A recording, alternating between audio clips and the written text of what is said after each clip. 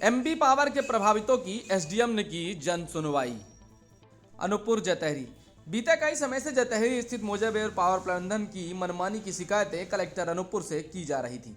शिकायतों की लंबी फहरिस्त एवं मनमानी की वजह से कोई किसी भी शिकायत का निराकरण नहीं हो पा रहा था, जिसको लेकर डीएम हरसम पंचौली ने अमगवा पंचायत भवन में एसडीएम सतीश वर्मा के नेतृत्व में जन सुनवाई का आयोजन किया।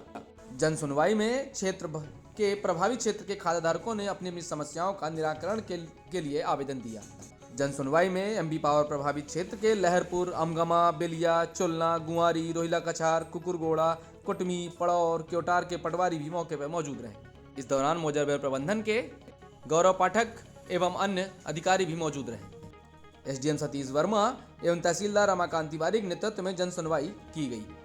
जन सुनवाई सुचारू रूप से चल ही रही थी। इसी दौरान लोग अपनी अपनी शिकायतें बता ही रहे थे। इसी बीच जनपद क्षेत्र सदस्य चंद्र प्रकाश जायसवाल ने खाताधारकों के साथ मौके पर पहुंचकर एसडीएम से पूछा कि जो भी शिकायतें की जा रही हैं उनके निराकरण की कोई भी जानकारी हमें नहीं दी जा रही है एवं उनका निराकरण क्या किया जा रहा है ये भी बताने का कष्ट करें।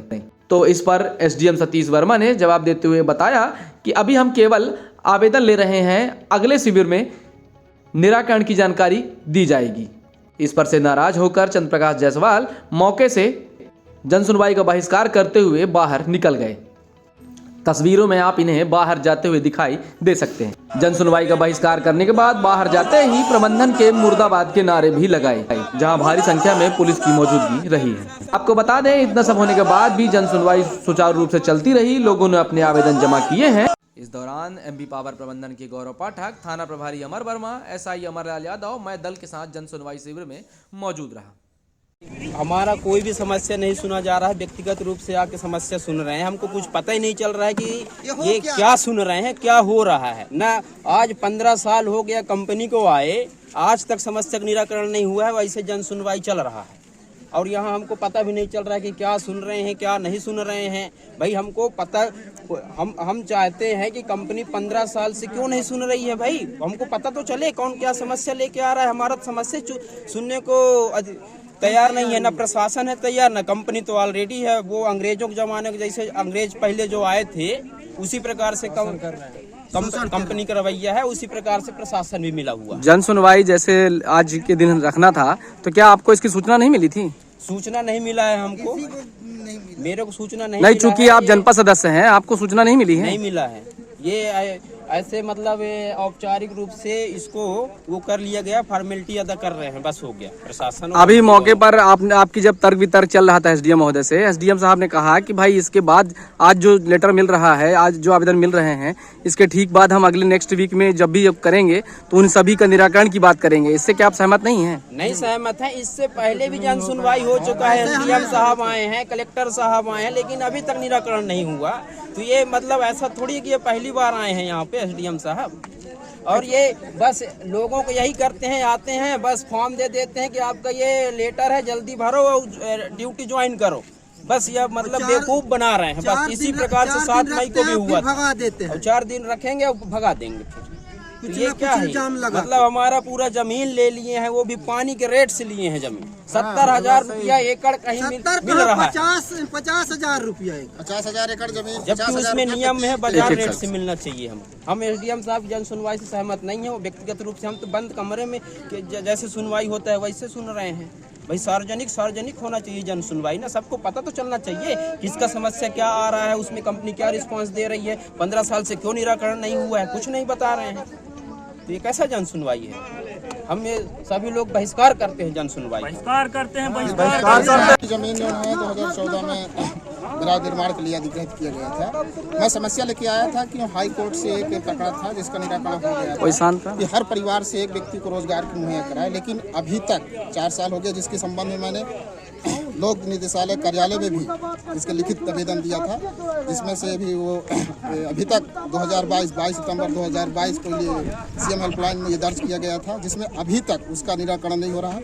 गोल गोल घूम रहा है, L1 से L4 फिर L1 से L4, मतलब 4 साल से अधिक हो गया है। जिसके प्रकरण में आज सुनवाई यहाँ लेके आया था और मेरे को लगता है कि इस लोकतांत्रिक देश में लोकतंत्र के हिसाब से यहाँ फैसला नहीं होता है। हमें न्याय पर बिल्कुल भरोसा नहीं है, क्योंकि कितनी जमीन तुम्हारी अधिग्रहण की गई? हमारी जमीन अभी वर्तमान में 10 डिसमिल अधिग्रहण की गई है, और जिसमें हमें कहा गया था कि हर परिवार से एक नौकरी।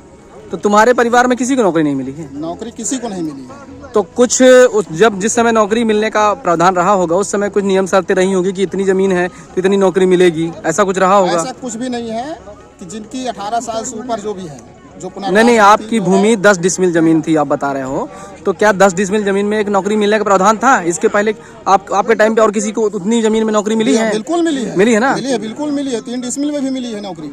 हमारी ज़मीन लगभग मैं लहरपुर मुर्रा टोला से हूँ, और कंपनी में हमारी ज़मीन लगभग सभी खातों को मिला लें तो लगभग 20 एकड़ ज़मीन गई है। पूरी ज़मीन ही हमारी कंपनी ने अधिग्रहित कर ली है, और वो नौकरी भी दी है, क्वालिफिकेशन के बेस पे नौकरी नहीं दी है। पहली बात, 2014 से मुझे एज ए स्टेशन मास्टर वहाँ पे रखा गया है।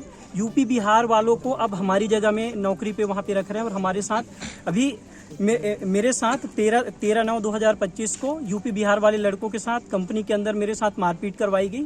साथ ही साथ कंपनी ने मुझे उल्टा मेरे ऊपर झूठा आरोप लगा के कंपनी अभी के डेट में मुझे जॉब से बाहर निकाल दिया है। अभी तक बहुत परेशान हूँ मैं इस चीज़ को लेके, और कहीं भी जाता हूँ, थाने में भी जाओ तो कोई सुनवाई नहीं, एसडीएम कोर्ट भी जाओ तो कोई सुनवाई नहीं।